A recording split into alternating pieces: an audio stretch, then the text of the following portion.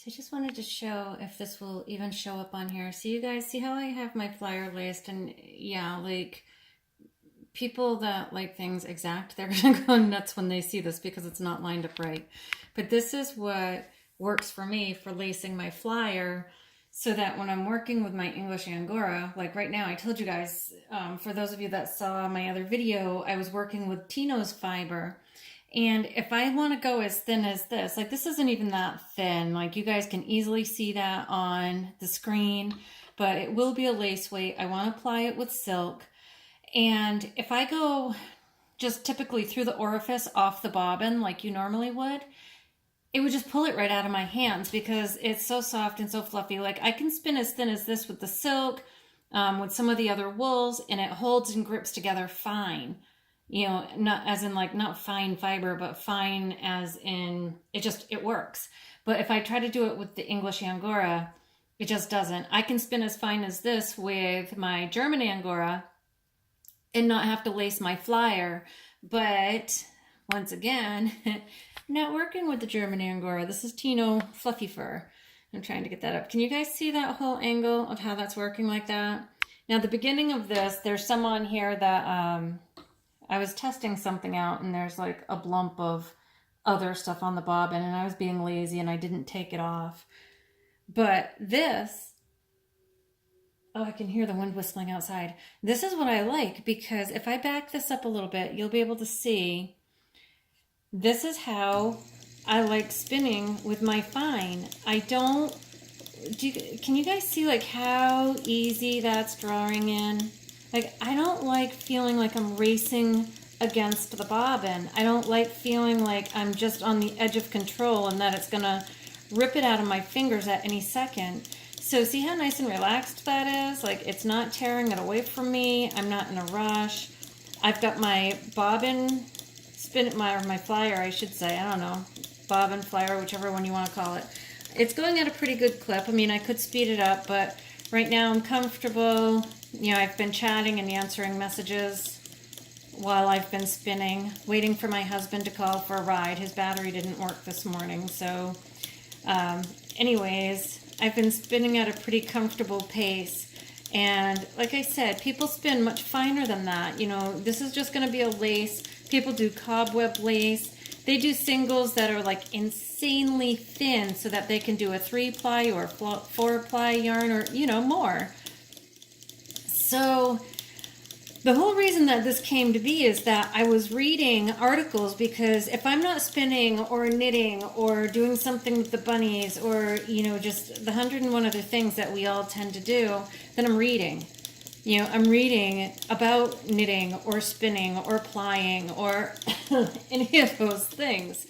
So I read this article this morning where the lady, and you know, I mean, I'm not calling anybody out on anything. Everybody's entitled to their own opinions, and if that's how they feel, that's fine. When I run into an exception is when somebody makes it sound like it's a fact. Like it's a fact that it's going to ruin your wheel if you lace your bobbin or if you cross lace your flyer, the more technical term for it. So I wanted to ask, I mean, one of my absolute favorite groups online is a spinner study. For those of you that know or follow Branchivia Boone from Snurb Yarn, it's her group and she is so knowledgeable and so great. You get so many good tips in that group. And like I said, it's one of my favorite groups to go in and, you know, get advice from the rest of the members and stuff. So I asked in there to lace or not to lace, and it's surprising. Everybody really does have their own feelings on whether to lace. But what I really, really wanted to know is that in this lady's article, she had said that if you cross lace your flyer, you're going to ruin your wheel. You're going to slow your wheel down. And I was instantly like, oh no. I've not heard that before, and I certainly don't want to ruin my wheel. Like, who can afford to replace a wheel just because you want to spin some lace weight yarn, right? So I wanted to find out, like, what is it going to do to my wheel? What's going to happen?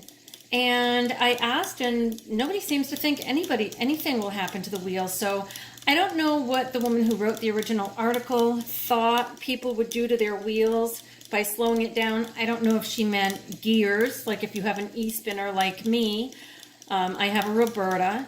I don't know if she meant that, you know, your gears will become ruined, but it seemed like her article was focused mainly on traditional treadle wheels. So what in the heck was it going to ruin? I don't know. You know, the most commonplace thing that people seem to have an opinion of is that over years and years of use, you may end up with some grooves in your flyer from cross-lacing. And you know what? Yeah, it's fine. I'm all right with that because by the time I get that many years of use in this, I won't be able to see and spin anyway, so I don't really care. So I just wanted to get on and show, you know, because some people, it opened up a conversation about what is cross-lacing used for, why do people need it? You know, and I had many people come in and say, you know what, I never have to do that, and I can spin frog fur on any wheel. And it's like, great. I am very happy for those people. Maybe someday I can get to that level of proficiency, but I'm not there yet. And when I'm working with the Angora, especially this English Angora, it tends to want to fly right out of my fingers. And any amount of tension is too much for it. So I don't know if they have spun with the Angora too, or if they're talking about they spin with, you know, any fiber under the sun and they don't need to cross-lace their wheel. You know, so it also comes down to, you know, what kind of wheel you have, how far you can adjust the tension, just all these different things. But for me, it just works better while I'm doing English Angora to lace my bobbin and just have a more relaxed and steady spin. Bye, guys.